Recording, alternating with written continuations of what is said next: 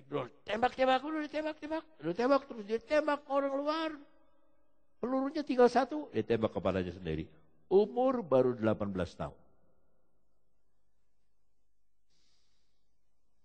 Kenapa? Karena dia tidak lihat terang itu. Dia tidak lihat terang hidup. Dia menembak, sorenya di Kabul orang double, bom, bunuh diri. 80 orang mati seketika. 200 orang luka-luka. Kenapa orang senang bunuh diri? Sebab mereka belum lihat terang. Apa kira-kira Tuhan senang lihat mereka bunuh diri? Walaupun dia bilang Allahu Akbar, tidak bisa. Masa orang bunuh diri masuk surga? Lalu bunuh orang masuk surga? Tidak. Dia tidak diancam, dia dijamin, dikasih makan, dikasih warga negara. Jadi nampaknya Donald Trump ini bakal kepilih jadi presiden Amerika. Karena dia yang akan stop, tidak boleh masuk itu yang dari negara-negara yang mengungsi itu. Ya. Tapi ini kanselir Jerman itu orang Kristen yang baik. Dia bilang, sebagai orang Kristen kita harus terima mereka yang dari laut, anak-anak kecil diselamatkan mereka. Tapi melalui penyelamatan itu ada juga teroris yang pura-pura jadi pengungsi padahal teroris. Dia mempersiapkan teroris. Maka itu saudara, berbahagialah kita walaupun kita masih makan singkong. Yang bahasa Ibraninya bilang sampe. Ya. Pakai gula merah sedikit, pakai kelapa parut, dimakan, apalagi singkongnya muda, masuk di mulut, makan, minum kopi, nggak pakai gula, nggak apa-apa. Ya, kalau nggak ada kopi, ya sudah air teh saja, nggak ada air teh, air putih saja. Pokoknya kita dijamin sama Tuhan. Haleluya. Lompat kepada Yohanes 1. Dalam Yohanes 1 ayatnya yang ke-1 sampai ke-3. Pada mulanya adalah firman, firman itu bersama-sama dengan Allah dan firman itu adalah Allah 2. Ia pada mulanya bersama-sama dengan Allah 3.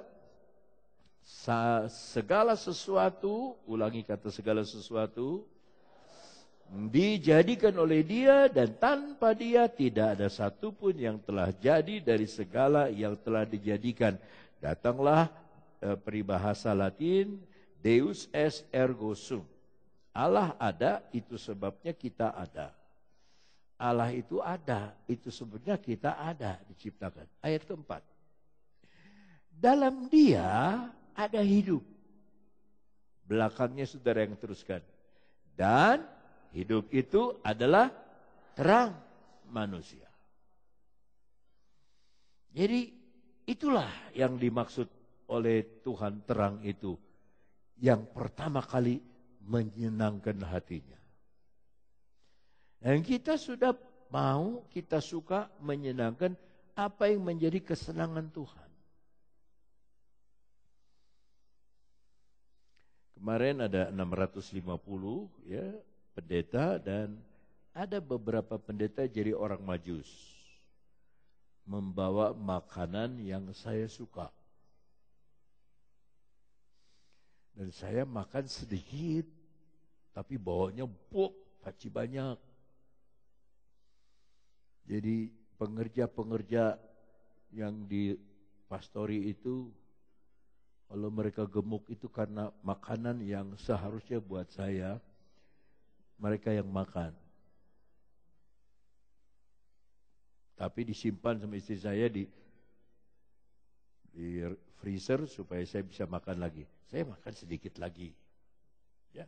Mereka senang kalau saya terima makanannya. Jadi karena ada mereka, ya saya ambil di depan mata mereka. Enak. Ya, satu bawa sop buntut, enak. Satu bawa iga babi, enak. Saya campur iga babi sama sop buntut, rasanya kayak semir sepatu. Nggak apa-apa dah. Ya, tetapi ya sudahlah, enak, dua-duanya enak. Itulah terang manusia. Haleluya.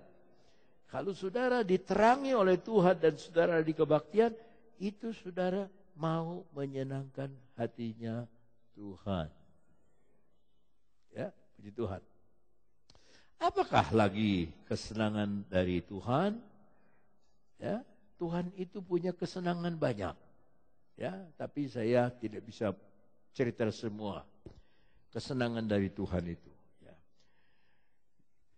Yang kedua, kesenangan dari Tuhan itu ada di dalam Mazmur 133. Dalam Mazmur 133 ayat 1 berbunyi begini. Nyanyian siarah Daud. Sungguh alangkah baiknya dan indahnya apabila saudara-saudara diam bersama dengan rukun. Rukun, makanya ada RT, ada RW, rukun tetangga, rukun warga. Dengan tetangga kita rukun, dengan warga kita rukun. Tapi ada juga RJ, rukun jemaat.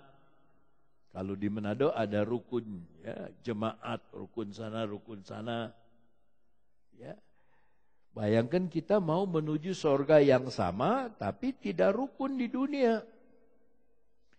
Nanti rukunnya kalau mati, semua ngadep ke atas. Rukun-rukunlah waktu kita masih di dunia. Karena ketika saudara rukun, menyenangkan hati Tuhan. Ayat 2. Seperti minyak yang baik. Minyak yang apa? Minyak yang baik. Di atas kepala, tentu kepala Harun, meleleh ke janggut, yang meleleh ke janggut Harun dan ke leher jubahnya. Jubah Harun melambangkan kuasa. Janggut Harun melambangkan wibawa. Kepala Harun itu adalah kepala imam besar. Dan dia menjadi lambang dari Tuhan Yesus. Tuhan Yesus diurapi oleh Roh Kudus. Dia penuh wibawa. Dia mengusir setan demi wibawa. Dan jubahnya penuh kuasa. Bayangkan seorang wanita yang 12 tahun meleleh darah. Dia di dalam hati berkata, kalau aku jamah jubahnya saja, ujung jubahnya saja, aku akan sembuh. Dan begitu banyak orang berjubel-jubel, berjibun kepada Yesus, tekan sana, tekan sini. Lalu Yesus bilang, siapa yang menjamah aku? Petrus bilang, Tuhan gimana nih orang pada dekat-dekat, semuanya minta tanda tangan, semuanya minta apa namanya? Saya bukan selfie, zaman dulu belum ada selfie. Saudara suka selfie sih, saya gini udah selfie. Ya, kena pancing. Bagaimana banyak orang sikut sana, sikut sini. Engkau bilang ada kuasa keluar dari jubahku. Ada orang yang jamah jubahku dengan iman. Jadi jangan resep rame tapi nggak ada iman. Nyanyi lompat-lompat tapi nggak ada iman. Doa tapi nggak ada iman. Bayangkan loh, orang yang meleleh darah nggak boleh dekat laki-laki. Tempat tidurnya dianggap najis. Ini 12 tahun. Dia dijauhkan oleh suami. Anak tidak boleh dekat sama dia. Tempat tidurnya tidak boleh tidurin. Sangat menderita dia. Tapi dia punya iman ketika dia dengar tentang Yesus. Kalau aku jamah jubahnya saja, aku akan sembuh. Dari mana asalnya? Dari rukun. Disamakan dengan kuasa Tuhan itu. Makanya orang Kristen yang senang rukun, mujizat itu gampang. 3. Seperti embun gunung Hermon yang turun ke atas gunung Sion, sebab kesanalah Tuhan memerintahkan berkat kehidupan untuk selama-lamanya. Hermon 3.000 meter. Yerusalem, Bukit Sion pendek, bukit-bukit aja. Hermon ada salju. Ketiup angin dia jadi embun. Embun turun, membikin sejuk Yerusalem. Coba saudara minta sama Tuhan, ya Tuhan, sebelum saya meninggal, berikanlah saya berkat. Saya ingin lihat Yerusalem. Sebelum melihat Yerusalem baru, lihat Yerusalem. Sebab tidak ada kota seindah Yerusalem. Paus pengen punya Vatikan di Yerusalem. Orang Islam bilang itu Darussalam, Al-Quds kami punya. Orang Yahudi pula bilang ini sudah 4.000 tahun. Mulai dari Melkisedek, Raja Salem, ini kami punya. Orang Kristen bilang Yesus lahir di sana. Kami berhak ada di sana. Coba. Ya. Macam-macam agama ada di sana. Kumpul di Yerusalem. Mereka anggap Yerusalem kota suci mereka. Sebab indah dan nggak tahu kalau sudah sampai ke sana. Seperti gimana ya? Susah diceritakan. Kita nangis tapi bahagia. Makanya disebut kota emas. Karena kalau matahari terbit, ya saya akan berangkatkan berapa? 2 pengerja, 3 pengerja mungkin ke sana nanti Oktober. Ketika matahari sore turun, itu Yerusalem kayak emas. Saudara kayak lihat emas. Indah sekali. Itu baru yang di dunia, saudara. Nanti. Seperti apa bagusnya? Baru yang di dunia. New York kalah. Beijing kalah. Ya. Di Beijing, saudara, ada supermarket yang panjangnya 3 kilometer. Masuk ke toko sini. Jalan saudara, keluar di Ciradet. Mau beli apa saudara? Apalagi udah di tengah. Balik sama 1,5 kilometer. Sono sama 1,5 kilometer. Mau lihat apa? Tapi sebesar-besarnya hebat dunia ini, firman Allah berkata, langit dan bumi akan lenyap. Tetapi orang yang melakukan firman Tuhan akan tinggal tetap sampai selama-lamanya.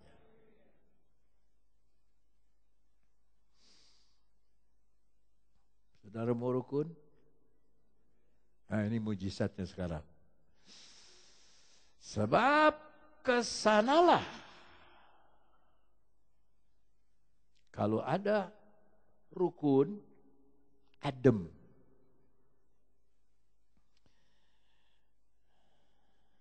Jadi saya ini susah-susah, salah-salah susah ya. Saya masuk, nganter istri, mau lihat batiknya sana, katanya batiknya di Manado, Bentena namanya, Bentema apa. Orang Jawa kawin sama orang Manado buka toko batik. Begitu masuk, pegang-pegang. Nggak ada yang cocok sama saya, ada yang badannya cocok, tangannya pendek, ada yang tangannya panjang, badannya kegedean. Sudahlah, nggak usah, ya sudah. Terima kasih. Tahu-tahu sudah di airport, ada bungkusan. Ini buat siapa? Ini buat Om. Dari siapa? Ini dari yang punya toko batik. Bilang katanya biar Om saja yang bikin sendiri. Ini bahannya kami kasih. Ini warna kesukaan Om ini saya kasih. Jadi saudara, kalau kita suka bersatu, batik itu datang sendiri. Sebab kesanalah, ada haleluya. Tuhan memerintahkan berkat. Saya bingung waktu 650 pendeta hamba-hamba Tuhan, saya tidak mau lihat. Nanti saya lihat udah jam 9 kurang 10 saya berangkat, masuk langsung belajar. Kaget saya, kok banyak orang yang berseragam. Seragamnya kuning coklat. Ini siapa? Ini pengerja. Semua pengerja. Ya, yang pegang pel semua. Kalau WC kotor pel.